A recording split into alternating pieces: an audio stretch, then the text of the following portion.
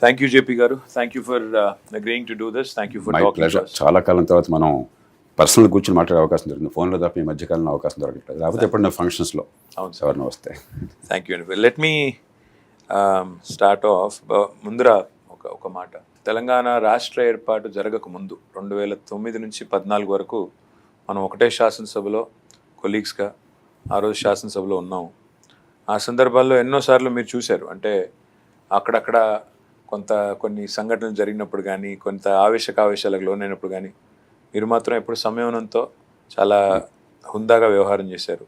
ఆనాడు అప్పుడున్న ఆవేశాలు, ఉద్వేగాలు, ఆనాడున్న పరిస్థితులు అవన్నింటి వల్ల అప్పట్లో సమాజంలో ఎట్ లార్జ్ అండ్ ఆల్సో వ్యక్తిగతంగా కూడా అందరిలోనూ కొన్ని స్థిరమైన అభిప్రాయాలు, కొన్ని అనుమానాలు, కొన్ని అపోహలు కూడా ఉండేది. ముఖ్యంగా హైదరాబాద్కి సంబంధించి. ఎందుకంటే రాష్ట్రం విడిపోకూడదు అని వాదించే వాళ్ళు ఎంత బలంగా ఉండేవారు, రాష్ట్రం విడిపోతేనే బాగుంటుంది అని వాదించే వాళ్ళు అంతే బలంగా ఉండేవాళ్ళు. ఆ సమయంలో మీరు అంటే యాజ్ అ సిటిజన్, నేను అడిగేది ఒక నాయకుడిగా, ఒక పార్టీ అధ్యక్షుడిగా అని కాకుండా ఒక పౌరుడిగా, హైదరాబాద్ పౌరుడిగా ఆనాడు మీకున్న అనుమానాలు, మరి ఈరోజు 9.5 ఏళ్ళ తర్వాత ఈరోజు మీరు చూసిన అనుభవాలు, దాని గురించి ఒక మాట ఏం చెప్పగలరు? మంచి ప్రశ్న. బహుశా తెలుగునాట 2 ప్రాంతాల్లో కూడా నా మీద పడ్డంత ఒత్తిడి ఇంకెవరి మీద ఉన్నాడు. తెలంగాణ అంతా పర్యటన చేస్తూ ఉంటే జై తెలంగాణ అని చెప్పని అనేవాడిని, సంతోషంగా అనేవాడిని. కోస్తాంధ్ర రాయలసీమకి వెళ్తే సమైక్యాంధ్ర అంటే నేను ఆ మాట అనేవాడిని కదా. తప్పయ్య అది. సమగ్రంగా కూర్చుని నిర్ణయం చేసుకోవాలి. ఇప్పుడు ఒక సెంటిమెంట్ ఉండటం తప్పలేదు. ఒక భాష, తెలుగు వాళ్ళు కలిసి ఉండాలి. కానీ నేను ఇప్పుడు ఎన్నోసార్లు చెప్పాను, ఒక గీత కేవలం మ్యాప్ మీద వేశారయ్యా, తేడా ఏముంది? తేడా వచ్చేది ఎమ్మెల్యేలకు తేడా అవుతుంది, లేకపోతే మీకు అధికారులు తేడా అవుతుంది, కానీ మనకేం తేడా లేదు. అంత టెన్షన్ ఫీల్ అవ్వక్కర్లేదని.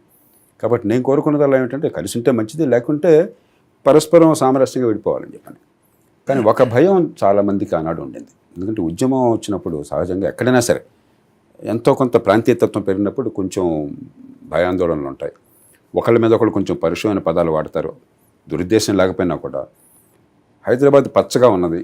దేశం నలుమూలల నుంచి ఇక్కడికి వచ్చి కొన్ని లక్షల మంది నివాసం ఉన్నారు. ఈ నగరం సొంతదిగా బతుకుతున్నారు. అభద్రత ఏమన్నా ఉంటుందా? రేపొద్దున ఆర్థికంగా సమస్యలు వస్తాయా? లా అండ్ ఆర్డర్ ప్రాబ్లమ్స్ వస్తాయా? వివక్ష ఉంటుందా సమాజంలో? రోజువారీగా నువ్వు ఇక్కడ ఎక్కడ పుట్టావని వస్తాయని చెప్పిన భయం అన్నమాట వాస్తవం. మీ అందరినీ బీఆర్ఎస్, అప్పుడు టీఆర్ఎస్, ఇప్పుడు బీఆర్ఎస్ పార్టీని కానీ, కేసీఆర్ గారిని కానీ, మిమ్మల్ని కానీ, మీ సహచరులు కానీ 100కి 100 రూపాయలు అభినందించాలి. ఈ మాట ఎన్నోసార్లు, కనీసం కొన్ని 100 సార్లు బహిరంగంగా చెప్పాను. ఆంధ్ర, తెలంగాణ లేకపోతే ఉత్తరాది నుంచో ఇంకో చోట నుంచి వచ్చారు, ఇది వేరు అని చెప్పన్న భావం ఏమాత్రం లేకుండా అది నిండు మనసుతో చేశారు, పైపైన కాదు. ఇవాళ హైదరాబాద్ నా దృష్టిలో దేశంలో కాస్మోపాలిటిజంకి, దేశ ఐక్యతకి ఒకప్పుడు ప్రతీకగా ఉండేది. అంతే బలంగా, బహుశా అంతకంటే ఎక్కువగా ప్రతీకగా ఉంది. That is something that every sensible Indian is very proud of, every sensible Telugu person is proud of. I'm genuinely happy. నేను పుట్టి పెరిగింది చిన్ననాడు స్కూల్లో, పంచాయత్ సమితి జిల్లా పరిషత్ పాఠశాలలో కృష్ణా జిల్లాలో మారుమూల గ్రామంలో. మా తల్లిదండ్రులు పేరు ఉన్నది మహారాష్ట్రలో ఆ రోజుల్లో. మా పిల్లలు పెరిగిందంతా ఇక్కడ, హైదరాబాద్. జీవితం అంతా ఇక్కడ. అంచేత ఎక్కడ వాళ్ళం మనం? ఏది నాదని చెప్పుకొని, ఏది కాదని చెప్పుకొని. మహారాష్ట్ర మొట్టమొదటి తెలిసిన భాష నాకు మరాఠీ. ఇప్పుడు మరాఠీ ఒక్క ముక్క రాదు నాకు. మళ్ళీ మరాఠీ నాకు రాదు. అంచేత మనం అలాంటప్పుడు ఈ దేశంలో తెలుగు భాష మాట్లాడే వాళ్ళలో ఈ భావం రాజకీయం ఏదన్నా కావచ్చు. రాజకీయం ఆఫ్టర్ ఆల్ ఇక్కడ ఈ సిటీ ఉంటుంది, ఇంకో సిటీ ఉంటుంది, ఈ స్టేట్ ఉంటుంది. అది ఉంటే నరకమయ్యేది. కానీ అసలు ఏమాత్రం భేదభావం లేకుండా చేశారు. That is a great tribute to the Telangana leadership and political parties and the government. Thanks largely to our CM sir. ఎందుకంటే ఆయన మొదటి నుంచి ఒక మాట చెప్పారు సార్, ప్రజలు విడిపోరు, ప్రాంతాలుగా భౌగోళికంగా మీరు చెప్పినట్టు గీత గీయొచ్చు, భౌగోళికంగా రాష్ట్రాలు వేరైనా ప్రజలుగా కలిసే ఉంటాం, మానసికంగా కలిసే ఉంటాం అని చెప్పారు. సంబంధ బాంధవ్యాలు తేడా రాదు, ఎక్కడున్న వాళ్ళు అక్కడే ఉంటాం. నిజానికి ఇంకొక మాట చెప్పారు. గవర్నమెంట్ వచ్చిన కొత్తలో తెలంగాణ తొలినాళ్లలో ముఖ్యమంత్రి గారు క్యాబినెట్ మీటింగ్ పెట్టి మా అందరికి చెప్పిన మాట సార్. ఆయన ఏమన్నారంటే, మనం కొన్ని విషయాలు స్పష్టంగా డిమాండ్ చేస్తూ వాటి ప్రాతిపదికన మనం రాష్ట్రం అడిగాం. నీళ్ళన్నాం, నిధులన్నాం, నియామకాలన్నాం. ఇప్పుడు వాటి మీద ఫోకస్ పెట్టండి, మీరు పనికిమాలిన పంచాయతీలు పెట్టకండి. ప్రజలకి రేపు అడిగేది, ప్రజలు మమ్మల్ని 5 ఏళ్ల తర్వాత అడగాల్సింది, మనందరినీ అడిగేది ఏమయ్యా మీరు చాలా చెప్పినారు తెలంగాణ కావాలని, మరి అవి ఏమి జరగలేదే అనే భావన వస్తే ఇంత తెచ్చి కూడా నిష్ఫలం అవుతుంది. కాబట్టి focus completely on things that are important to people సెంట్రిక్గా పనిచేయండి, ప్రజలు కేంద్ర బిందువుగా, వారి సమస్యల పరిష్కారం ప్రధాన ఇతివృత్తంగా మన అడ్మినిస్ట్రేషన్ ఉండాలి అని చెప్పారు. చెప్పినట్టుగానే నడిచారు సార్. అయితే హైదరాబాద్ గురించి మాట వచ్చింది కాబట్టి నేను ఒకసారి సత్యానాదెల్ల గారు వచ్చారు హైదరాబాద్కి. వచ్చినప్పుడు ఇట్లాగే మేము పిచ్చాపాటి మాట్లాడుతున్నాం, కూర్చొని మాట్లాడుతుంటే నేను అన్నాను, సత్య గారు మరి హైదరాబాద్ ఇస్ ఇంపార్టెంట్, హైదరాబాద్ని కన్జర్వ్ చేయాలి, హైదరాబాద్ని మనం ఇంకా పెంచాలి, హైదరాబాద్ షుడ్ థ్రైవ్. ఎందుకు అంటే Hyderabad is the economic engine of the state. ఎందుకంటే 45 నుంచి 50% GSDP రాష్ట్రం యొక్క స్థూల ఉత్పత్తి ఇక్కడి నుంచి వస్తుంది, ఆదాయం ఇక్కడి నుంచి వస్తుంది.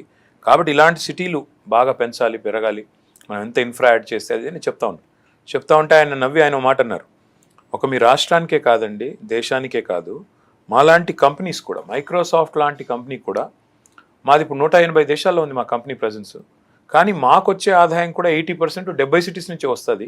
So cities are extremely important because they are the economic engines ultimately that drive the growth of a state or a nation అని చెప్పారు. మీరు చాలా సందర్భాల్లో మాట్లాడుతాను నేను విన్నాను, డెవలప్మెంట్ని వెల్ఫేర్ని బ్యాలెన్స్ చేయాలి, development economic opportunities employment opportunities create చేయకపోతే ఆ అడ్మినిస్ట్రేషన్ అనేది కరెక్ట్ కాదు, ఆ అడ్మినిస్ట్రేషన్ యొక్క ప్రయారిటీస్ కరెక్ట్ కాదు అనే మాట మీరు చెప్తాం విన్నాను. How do you see that unfolding in Telangana sir? నేను కొంచెం ఆనెస్ట్గా చెప్తాను. ప్లీజ్ ఎలాబొరేట్గా చెప్పండి. ఆనెస్ట్ రామారావు గారు, నేను ప్రభుత్వం నుంచి బయటకు వచ్చినప్పుడు 96లో ఈ దేశం శరవేగంగా మారిపోవాలి, రాజకీయం అద్భుతంగా బాగుపడాలి, రాజ్యాంగ విలువలు అందరికీ అందాలని పూర్తిగా నేను ఎప్పుడు 1975లో, ఇప్పుడు ఇవాళ మీరు చెప్తే విన్నాను, మీరు పుట్టిన సంవత్సరం నా జీవితం మారింది సార్. అప్పుడు వైద్య విద్యార్థిని, ఈ దేశంలో మంచికో చెడుకో ఈ ప్రజాస్వామ్యాన్ని బాగు చేయడం నా జీవిత లక్ష్యం అని వచ్చాను. దానిలో కొనసాగింపుగానే మనందరం కూడా, మీరు టెక్నాలజీ బ్యాక్గ్రౌండ్, నేను medical background, science and technology, మనం ఏం చేస్తాం, ఎవిడెన్స్, లాజిక్, ఒక రేషనల్ సొల్యూషన్ సమస్యకి. ప్రపంచంలో మిగతా వాళ్ళు ఏం చేస్తున్నారు దాని నుంచి నేర్చుకోవడం, ఇవన్నీ వచ్చిన తర్వాత అయిపోవాలా, నిమిషంలో అయిపోవాలా, ఇది ఎవిడెన్స్ బేస్డ్. కాబట్టి చాలా అర్జెంటుగా దేశంలో మార్పులు వచ్చేస్తాయని నమ్మినవాడిని నేను. అనుభవం ఏం పాఠం నేర్పిందంటే, ఎంత అద్భుతమైన మార్పులైనా కూడా, ఎంత అవసరమైన మార్పులైనా కూడా కాలక్రమేణా వస్తాయి, కానీ సమాజం అంత తొందరగా తెలుసుకో, అనుభవం నుంచి తెలుసుకుంటాం. మనమేమో ఆలోచించి రేషనల్గా ఆలోచిస్తున్నాం, కానీ సమాజాలు అనుభవం నుంచి తెలుసుకుంటాయి. టెక్నాలజీ ముఖ్యంగా స్వానుభవం, ఇతరుల అనుభవం నుంచి నేర్చుకోవాలి, ఇతరుల అనుభవం, స్వానుభవం నుంచి. అదే తేడా. మనకు ఒక్కటే హోప్ ఉన్నది, ఈ దేశంలో ఈ ప్రజల్ని కాపాడాలి, సమాజాన్ని కాపాడాలంటే ఎకనామిక్ గ్రోత్ని, డెవలప్మెంట్ని, వెల్త్ క్రియేషన్ని ఆపకూడదు. అబ్సల్యూట్లీ. కానీ డెమోక్రసీ నడవాలంటే సామాన్యులు, కష్టంలో వాళ్ళు ఆదుకోకపోయినట్టయితే డెమోక్రసీ నడవదు. మనం అన్ని ఆర్థిక సూత్రాల ప్రకారం చేద్దామని చెప్పంటే మరి ప్రజలు సమ్మతి కావాలి కదా, మెజారిటీ పోర్ ఉన్నప్పుడు. కాబట్టి సమతూకం కావాలి. ఖచ్చితంగా తెలంగాణలో కేసీఆర్ గారి ప్రభుత్వం, మీ అందరూ సహచరులుగా ఆ సమతూకాన్ని గట్టిగా పాటించే ప్రయత్నాన్ని విజయవంతంగా చేశారు. నేను ఎన్నోసార్లు ఈ మాట కూడా చెప్పాను. ఒకటి, ఆ సామరస్యాన్ని ఇక్కడ పెంచటము.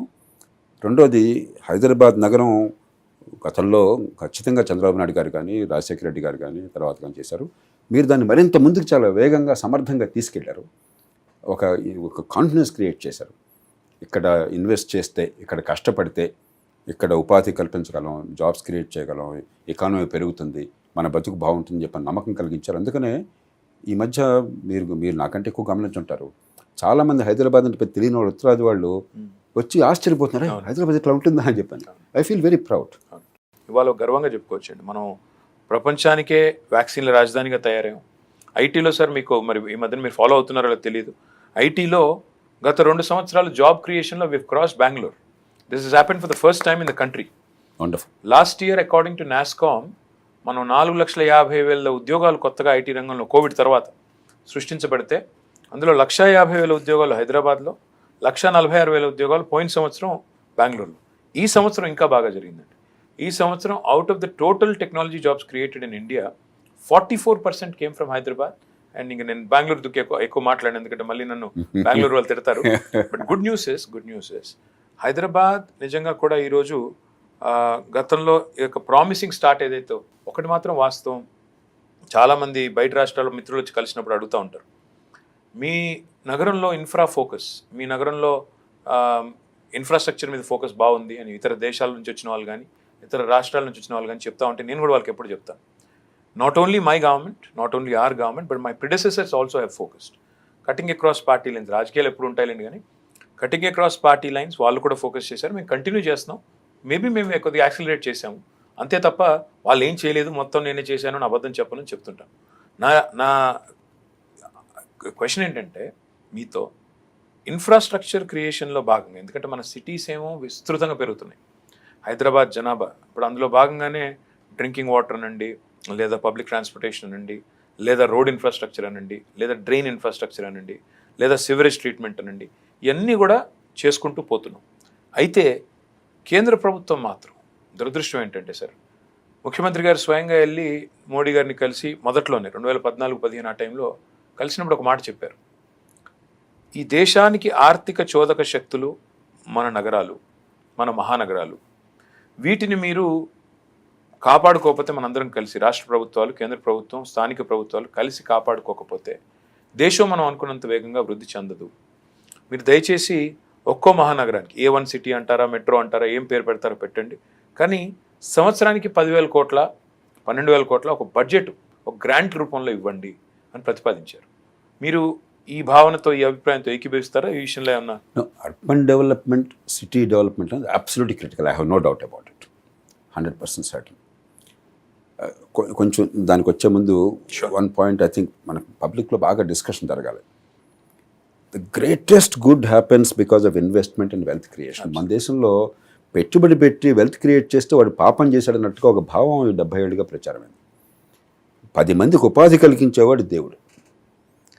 మనకి జీవితంలో పనికొచ్చే పని చేయించి మనకు ఆత్మవిశ్వాసాన్ని పెంచి, మన సంపద పెంచి, మనకు ఆదాయాన్ని ఇచ్చేవాడు దేవుడు.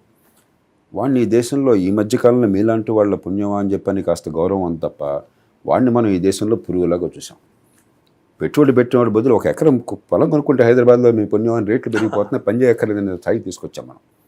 కాబట్టి ముందు సమాజంలో ఏదో ఒక రకంగా రిస్క్ తీసుకుని తన డబ్బుల్ని దీనిలో పెట్టి దాన్ని కాస్త సంపాదించి 10 మందికి ఉపాధి పెట్టి దాన్ని కాస్త తినాలని కోరేవాడు దేశానికి అవసరం. 100%.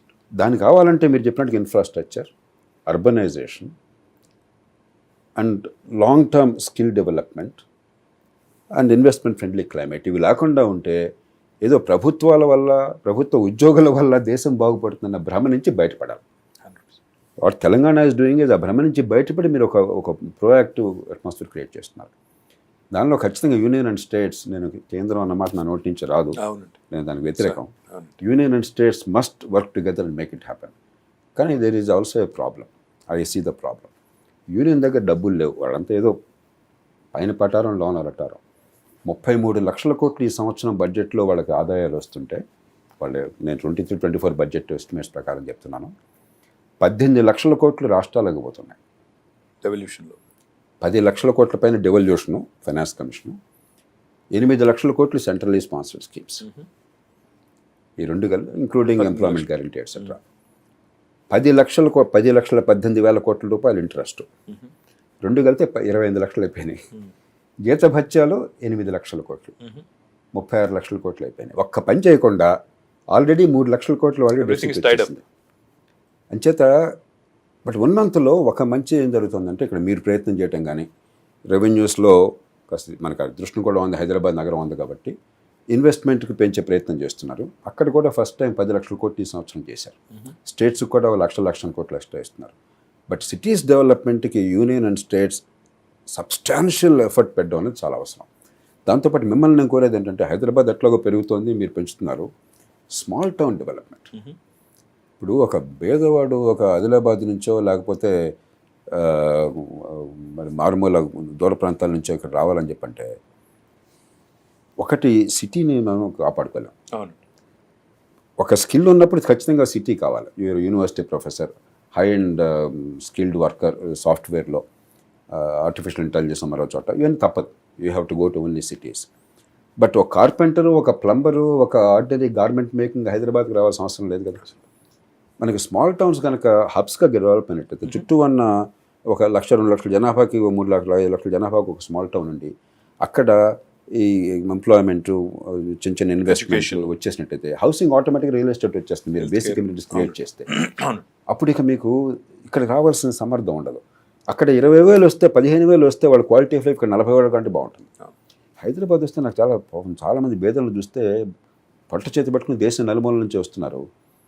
ఇక్కడ ఇంటికి కొన్ని వేలు ఖర్చు అవుతుంది, ఒకటికి అకామిడేషన్ ఉండదు. ఇక్కడ నుంచి పనిళ్ళే ప్రాంతానికి వెళ్ళాలంటే వెళ్ళడానికి రావడానికి ఖర్చు అవుతుంది. ఏ చిన్న జబ్బు చేసినా మరొక ఇబ్బంది అయినా కూడా ఇక్కడ రేషన్ కార్డులో బయట నుంచి వచ్చిన వాళ్ళకి అంత తేలిగ్గా దొరకమని ఎంత జనరస్గా ఉన్నా కూడా దేర్ ఆర్ లిమిటేషన్స్. కష్టంలో ఉంటే ఆదుకునే మనుషులు చుట్టుపక్కల బంధువులు వగేరా లేరు నిజంగా, అయినా కూడా పట్టుచేతి పట్టుకు వచ్చేస్తున్నారు. కాబట్టి సిటీ పెరగాల. At the same time small town development కనుక మీరు అందులో అర్బన్ డెవలప్మెంట్ ఇన్ఛార్జ్ కూడా కాబట్టి దానికి పెద్ద ఖర్చు కూడా కాదు. మనం మినిమల్ ఇన్ఫ్రాస్ట్రక్చర్ క్రియేట్ చేస్తే ట్రాన్స్పోర్ట్, వాటర్ సప్లై, ఎలక్ట్రిసిటీ అలాగే 24 hours చేయగలిగారు మీరు. అద్భుతం. తెలంగాణ మీద మనం మాట్లాడుకోవాలి. గొప్ప సక్సెస్. చాలామంది భయపడింది తెలంగాణ ఎలక్ట్రిసిటీ డెఫిసిట్ ఉంటుందేమో, అందులో చాలా ఖర్చు పెట్టాల్సి వస్తుంది వ్యవసాయానికి, మరి దీనికి ఎట్లాగని చెప్పాను. బట్ ఎంత కష్టమైనా కూడా ఇక్కడ ఎలక్ట్రిసిటీ కొరత లేకుండా చేయగలిగారు కాబట్టి అది ఇబ్బంది లేదు. వాటర్ సప్లై కొంతమేరకు drainage and sewerage and proper connectivity ఇది వచ్చి కొంచెం ఎడ్యుకేషన్ హెల్త్ కేర్ మీరు అన్నట్టుగా పెట్టినట్టయితే మిగతాది ఆటోమేటిక్గా లేఅవుట్స్ వచ్చేస్తాయి, హౌసింగ్ వచ్చేస్తుంది, అద్భుతమైన ఇన్వెస్ట్మెంట్ వచ్చేస్తుంది. ఇక మీకు చాలా తెలియకుండా లోకల్ జాబ్ క్రియేషన్ అవుతుంది. సో డెట్రాయిట్ ఉందనుకోండి, దొరకు ఇప్పుడు ఆల్ ఓవర్ ది వరల్డ్ వచ్చినా కూడా ఒకప్పుడు ఆటోమొబైల్ క్యాపిటల్. సో అది అవసరం. Therefore I'm a great champion of cities growing and then what you head in Hyderabad. Basically you create a greenfield city. Hyderabad అంటున్నాం కానీ బయట నుంచి వచ్చిన వాళ్ళకి that's a separate world which is necessary. మనం ఈ ఇరుకైన సందుల్లో 400 ఏళ్ల సిటీలో ఇన్ఫ్రాస్ట్రక్చర్ ఒక పాయింట్ దాటి పెంచడం సాధ్యం కాదు.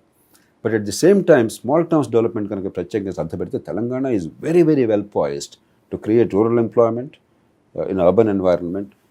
అబ్దుల్ కలాం అనేవారు ప్యూరా అని చెప్పని, providing urban amenities in rural areas అనేవాడు. ఇన్ఎలిగెంట్గా ఉన్నా కూడా but basically in situ urbanization, local urbanization. Even as the city becomes anyway మనకు we have the great opportunity.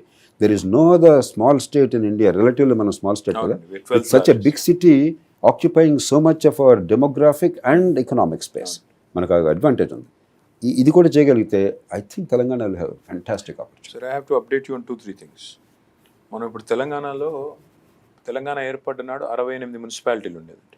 ఈరోజు 143 అయినాయి. నెంబర్ 1. కాబట్టి మనం మున్సిపాలిటీస్ని కొత్తగా ఏర్పాటు చేసుకున్నాం, వాటిని ముందుకు తీసుకున్నాం. తర్వాత ఇప్పుడు మీరు అన్నారు డ్రింకింగ్ వాటర్ అని ఒక లార్జ్ స్కేల్ ప్రాజెక్ట్ తీసుకున్నాం అండి. మిషన్ భగీరథ అని తీసుకుని రూరల్ ఏరియాస్లో తీసుకున్నాము, అర్బన్లో తీసుకున్నాము, హైదరాబాద్లో కూడా తీసుకున్నాం. దాదాపు 1,000 కోట్ల రూపాయలు ఖర్చు పెట్టి వాళ్ళ Telangana is leading the country in terms of providing portable drinking water connection to each and every home.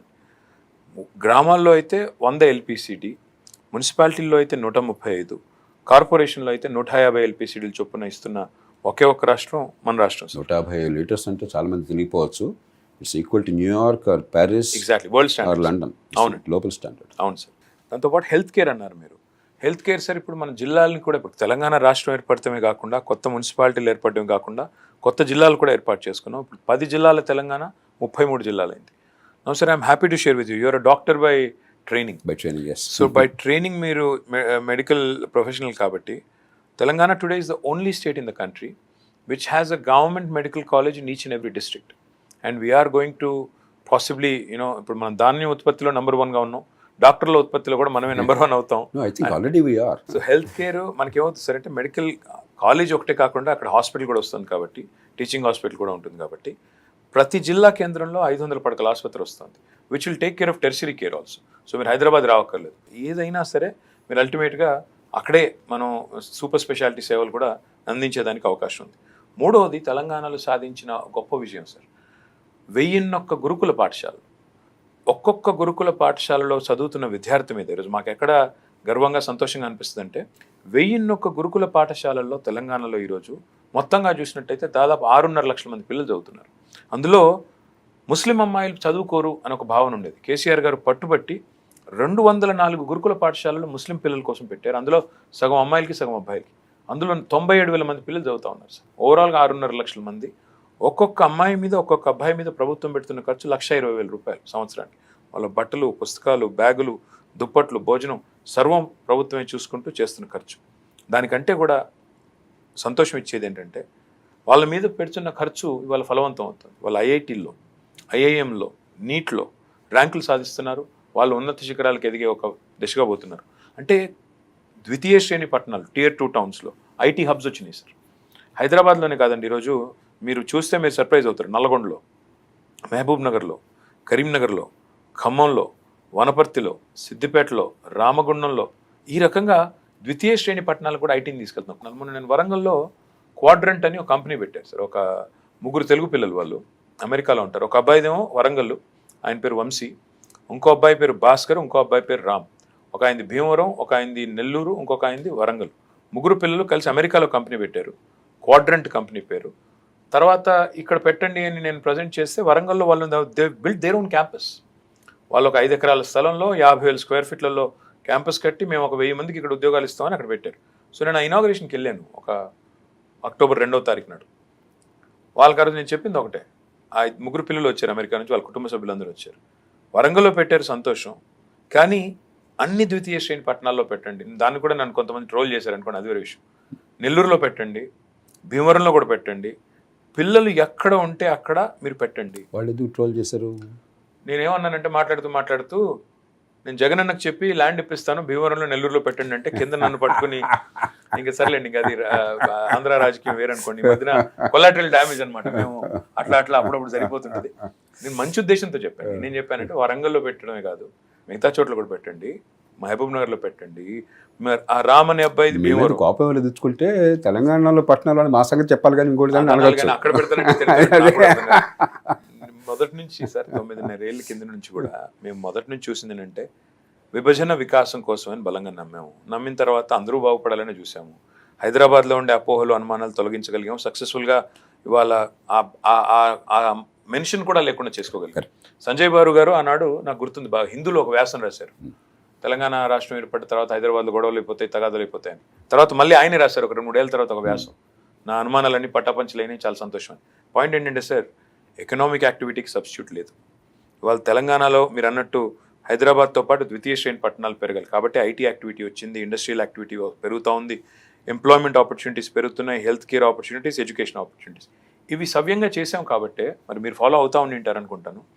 ఇవాళ పర్ క్యాపిటా భారతదేశంలోనే తెలంగాణ అగ్రభాగం, 3,08,000 రూపీస్ ఇవాళ పర్ క్యాపిటాతో మనం 1,14,000 ఉన్న తెలంగాణ ఇవాళ 3,08,000కి వచ్చింది సార్.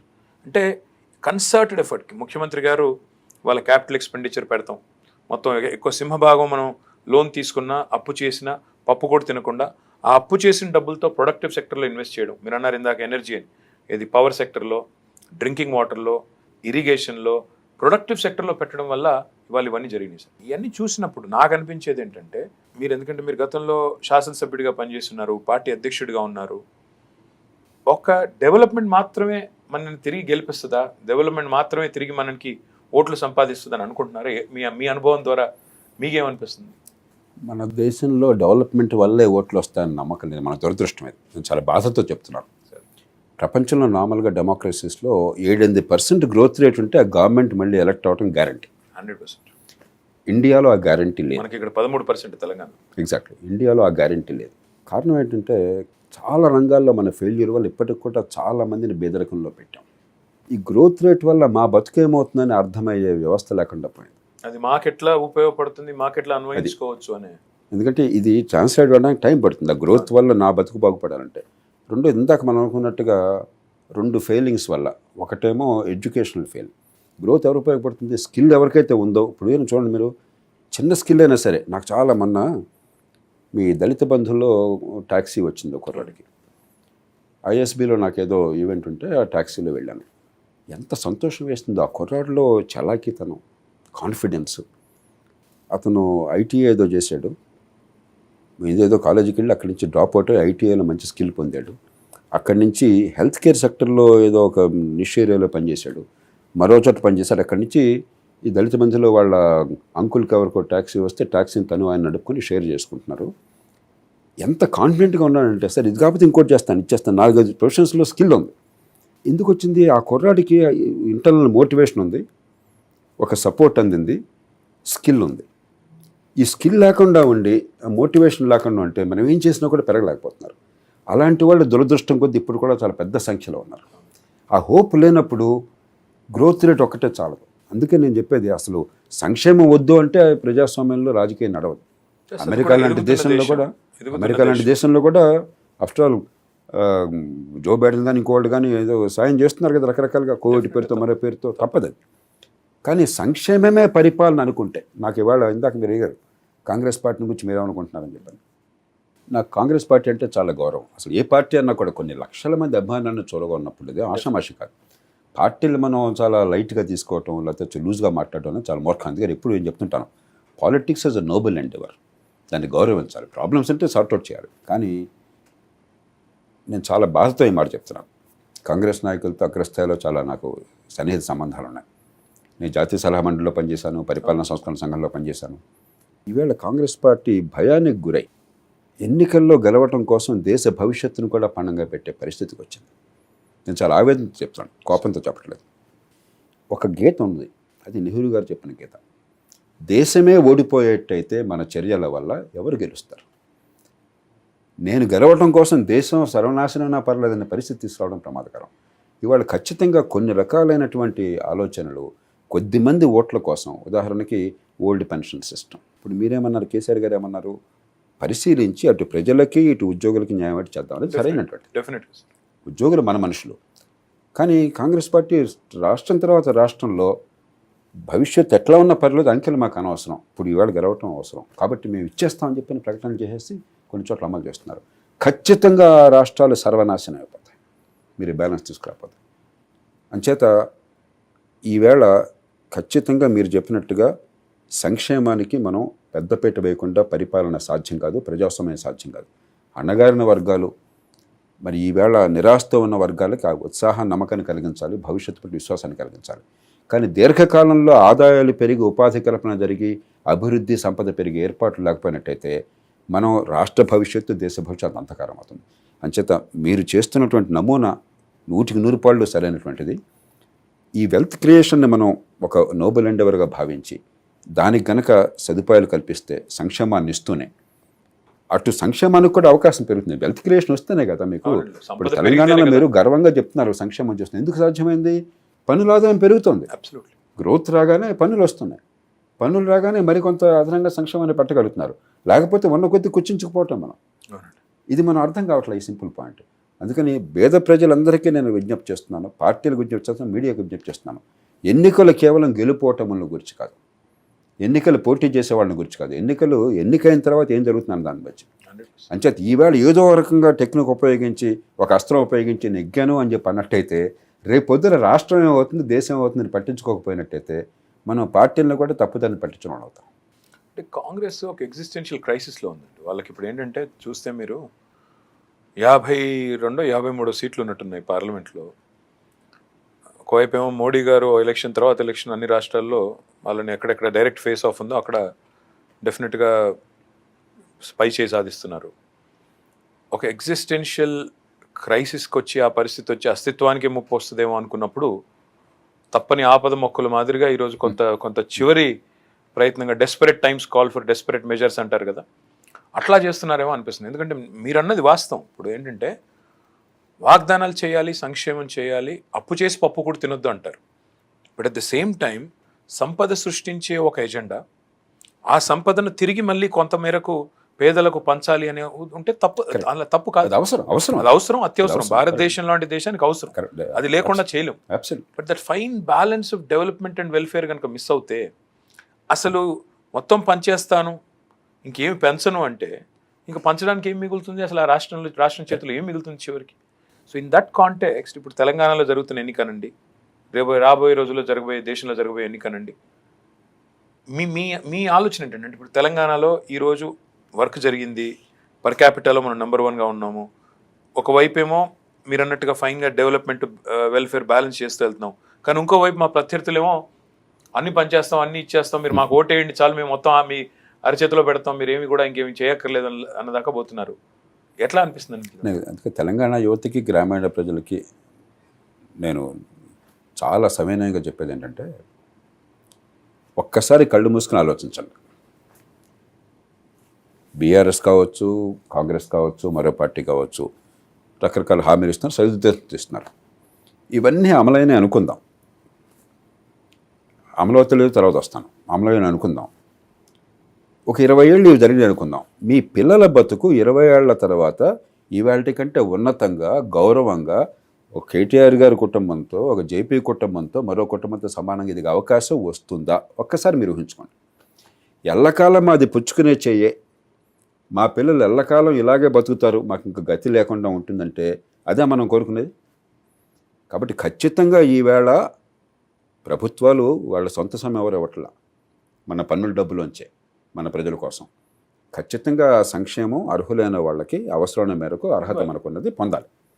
కానీ అదొక్కటే పరిపాలన అనుకున్నట్టయితే 20-25 ఇలా గడిచినా కూడా పిల్లల బతుకు మళ్ళీ ఎదుగుబొదుగు లేకుండా మనం చిన్నప్పుడు ఎట్లా ఉన్నా మన పిల్లలు అట్లాగే ఉంటే, వాళ్ళ పిల్లలు అట్లాగే ఉంటే అలాంటి లోకాన్న మనం కోరుతుంది.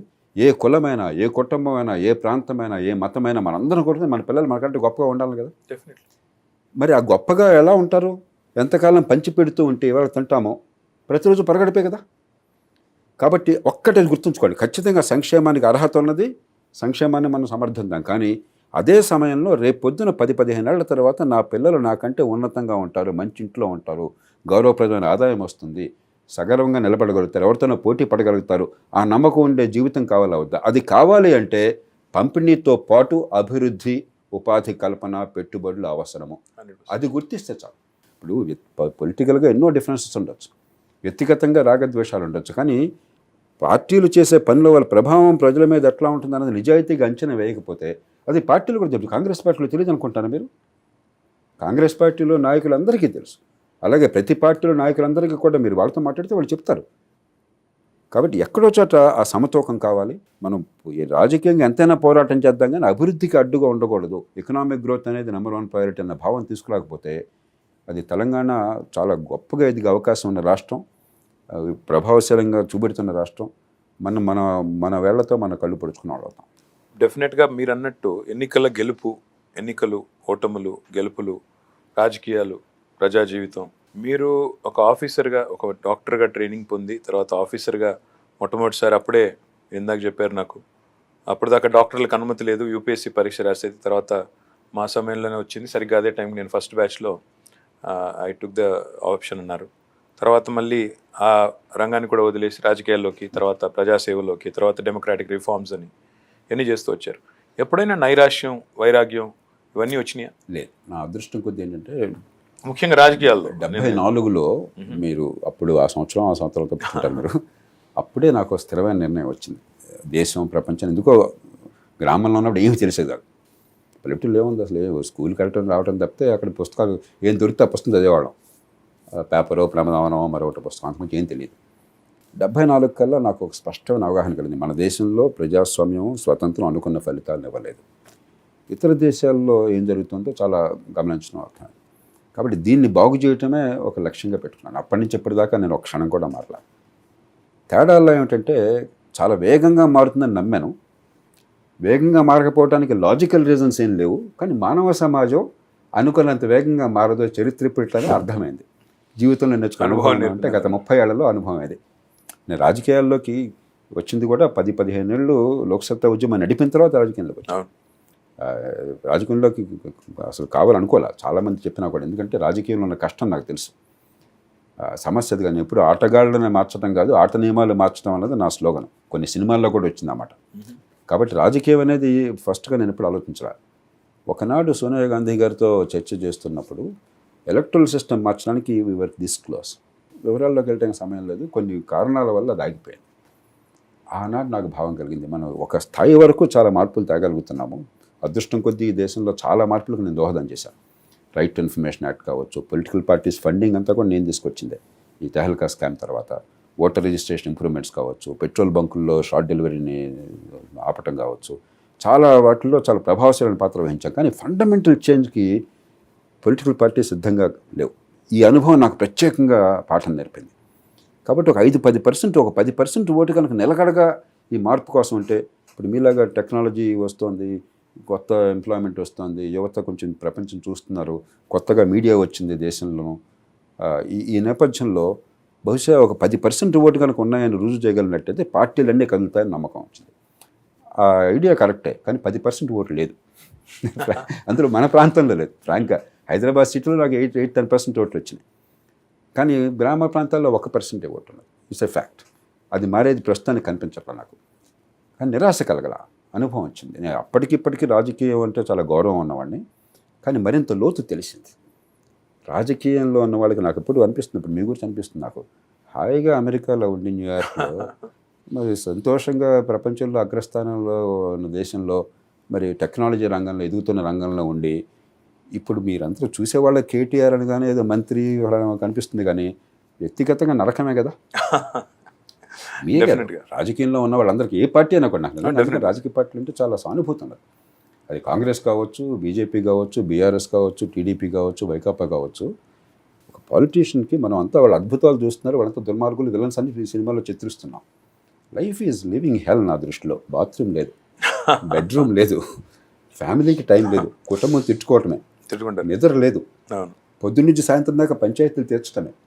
ప్రజల ఎక్స్పెక్టేషన్స్ ఏమో వాళ్ళ జీవితంలో సొంత సమస్యలు కూడా మిమ్మల్ని ఓటేసాం కాబట్టి మేమే పారేస్తే వాడు తీర్చేయాలనుకుంటాడు. నాకు ఉద్యోగం కోసం కాగితం పెడితే ఉద్యోగం వచ్చేస్తా అనుకుంటాడు. ఎందుకంటే పాపం సమాజం అర్థం కాని రకంగా మనం సమాజాన్ని పెంచాం.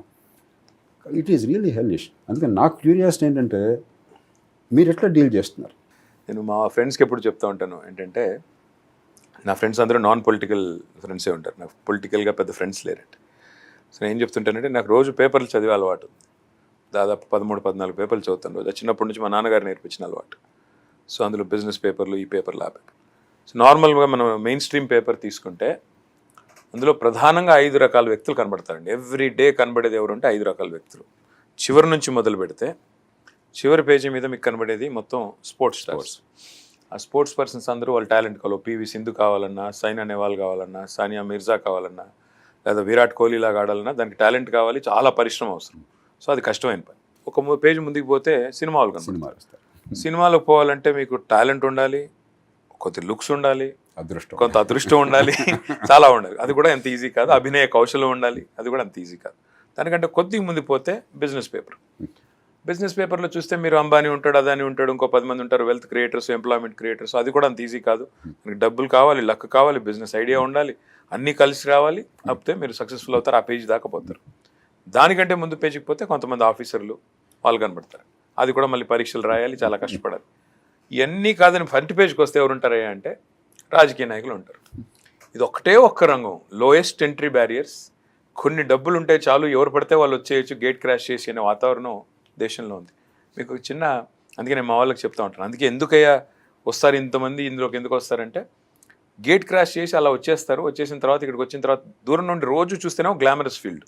ప్రతిరోజు పేపర్లో కనబడతారు, ప్రతిరోజు టీవీలో కనబడతారు, ఒకరినొకరు తిట్టుకుంటుంటారు, చాలా వినోదాన్ని అందిస్తూ ఉంటాం. తిట్టుకుని అందరు ఇతర ప్రేక్షకులకు కూడా, ప్రజలకు కూడా చాలా వినోదాన్ని పండిస్తుంటాం. సో ఆ క్రమంలో ఇది ఒక ఫీల్డ్ ఎట్లా అయిపోయిందంటే చాలా విచిత్రంగా అనిపిస్తుంది. అప్పుడు కొన్ని అనుభవాలు. పంచాయతీలు తెంపాలి పొద్దునుంచి అన్నారు మీరు, వాస్తవం. జెడ్పీటీసీకి ఎంపీపీకి పంచాయతీ.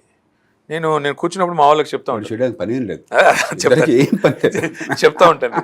నేనేం చెప్తానంటే, అయ్యా మీరు మీ పాత్రలు నిర్వచించుకోవట్లేదు సరిగ్గా అని చెప్పి, సర్పంచ్ గారి పాత్ర చాలా కీలకం.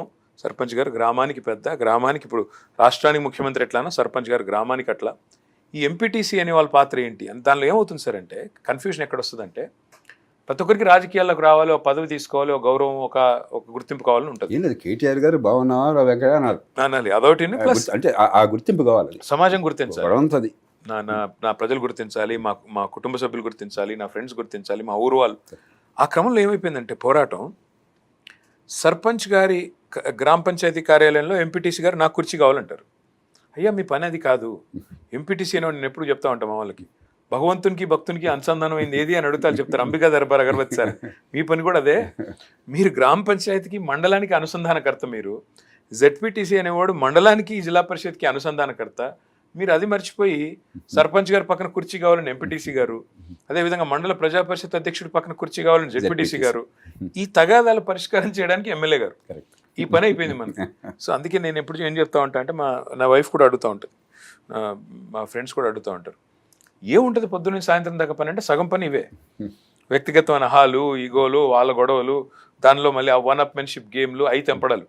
రెండోది ఏమైపోయింది సార్ అంటే, పాత్ర నిర్వచనం. అంటే ఇప్పుడు MLA, member of legislative assembly, legislations చేయాలి, కొత్త చట్టాలు రూపొందించే దానిలో, శాసనాలు రూపొందించే దానిలో మీ పాత్ర కీలకం. That is the whole intent of MLA.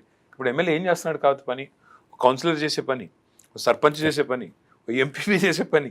అంటే ఇంటి ముందు మోరీ బాగాలేపోయినా ఎమ్మెల్యే. ఇప్పుడు ఇంకో ఈ వాట్సాప్లు ఫోన్లు వచ్చిన తర్వాత అయితే ఇంకా అన్యాయం అయిపోయింది బతుకు. మీకు ఒక చిన్న ఎగ్జాంపుల్ చెప్తాను. సిరిసిల్లలో నేను మనందరం ఒకటే టర్మ్లో అప్పుడు 2009లో గెలిచినప్పుడు నేను ఎమ్మెల్యే అయ్యాను. ముందు ఒక 6 నెలలు విస్తృతంగా పొద్దున పూట 4:30కి 5కి తిరిగేవాడిని నేను టౌన్ అంతా. ఆ క్రమంలో ఒకరోజు వచ్చి పడుకున్నాను. బై అబౌట్ హైదరాబాద్ వచ్చాను ఆ రోజు. వచ్చి 5:30కి అట్లా కాల్ వచ్చింది నాకు. ఎత్తాను. ఫోన్ ఎత్తితే సిరిసిల్ల నుంచి ఒక సోదరుడు ఫోన్ చేసి, అన్న ఇప్పుడే ట్యాంకర్ వచ్చింది, ట్యాంకర్లో నా బిందెమో వెనకాల ఉంది, కొద్దిగా చెప్పి ముందు పెట్టించవా. రే ఇక్కడ నేను చావాలా బతకాలా, ఇప్పుడు నేను ఏం చేయాలి, ఏంది దౌర్భాగ్యం మనకి అని. సరే చెప్తాలేరా బాబు అని చెప్పి నేను అప్పుడు అనుకున్నాను. నేను కూడా ఆలోచించుకున్నాను, ఏం చదువుకున్నాము, ఏం చేస్తున్నాము, ఈ బిందెలు ట్యాంకర్లు అక్కడ వరుసలో ముందు పెట్టించే దానికి సిఫారసులు, ఇట్లా అయిపోయింది ఎమ్మెల్యే పరిస్థితి. మిగతా వాడి మీ ఓటరే, మా ఓటరే, నేనేం అనలేను. పని కాదు, రెండేది ఆవిడ మీ ఓటరే. అంటే ఎవరి పాత్ర ఏమిటి, ఎవరి విధులు ఏమిటి, ఎవరి నిధులు ఏమిటి, నిర్వచనం ఏంటి, ఎవరి పరిధి ఎంత, ఇది ఎవరు మాకు చెప్పలేదు. ఇప్పుడు ఉదాహరణకి అంతెందుకండి, నేను ఎమ్మెల్యే అయ్యాను మొదటిసారి. అసలు ఎమ్మెల్యే అయినవాడు ఏం చేయాలి, ఏం చేయకూడదు చెప్పేవాళ్ళు ఎవరున్నారు ఇక్కడ మనకి? అసలు మనకు ఒక ఓరియంటేషన్ ఏమైనా ఉందా? అసలు ఎమ్మెల్యే ఏం చేయాలి, ఎంపీ ఏం చేయాలి, జెడ్పీటీసీ ఏం చేయాలి, ఆ పదవి దాకా వచ్చాము, తర్వాత ఏం చేయాలి అది వాళ్ళకి తెలియదు, వీళ్ళకి తెలియదు. Then keep stepping on each other toes. As a result ఈ గోలు, అనవసరపు ఆహాలు, అనవసరపు గొడవలు ఇవన్నీ వస్తున్నాయి. సో ఇందులోకి రావాలనుకునే వాళ్ళు డెఫినెట్గా. అందుకే ఇందాక మీ టీం వాళ్ళు నాకు చెప్తున్నారు, తెలంగాణ మీ పుణ్యం అనే ల్యాండ్ రేట్లు బ్రహ్మాండంగా పెరిగాయి. సో చాలామంది పూర్వీకులు సంపాదించిన రాస్తున్న వాళ్ళు ఇవాళ 50-100 కోట్లు పెద్ద కష్టం కనిపించట్లా. అవునండి.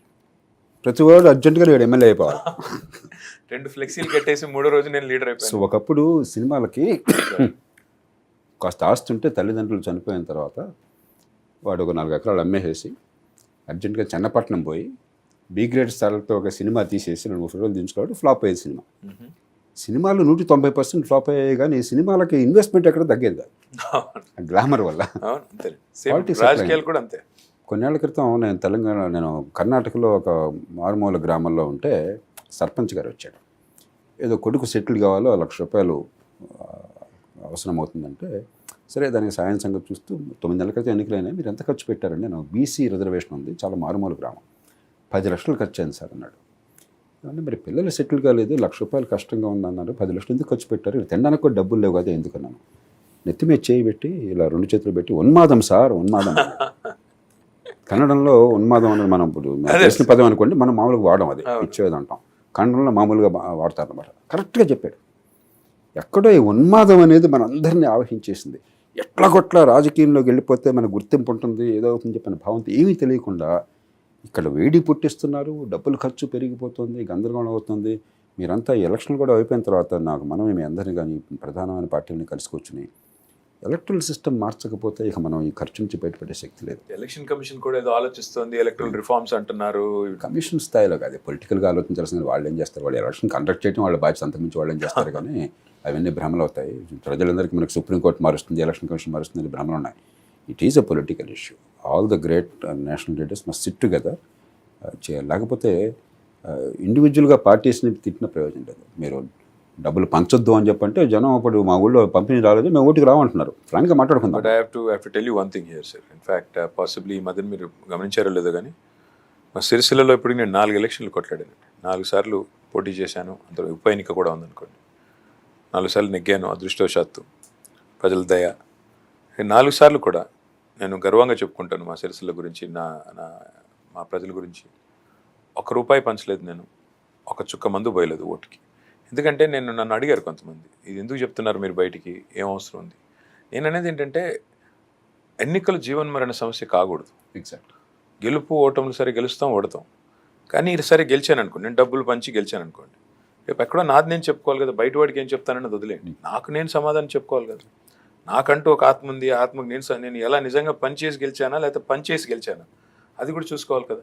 ఇది చూసుకోకుండా మనం ఏదో ఎన్నికల్లో ఆ రోజుకి ఆ నిమిషానికి, సరే ఇది నా పార్టీకి నేను పెట్టుకున్న నియమం తప్ప అందరూ ఇలాగే ఉండాలని నేను చెప్పలేదు ఎవరికి. బట్ నాకు అనిపించేది ఏంటంటే politician should not be afraid to lose an election. మనం ఆ స్థాయి దాటిపోయాం. ఇప్పుడు మీరేంటంటే ఇది రావాలని రాలా, కాకతాళీయంగా వివిధ సందర్భాల అవసరంగా వచ్చారు.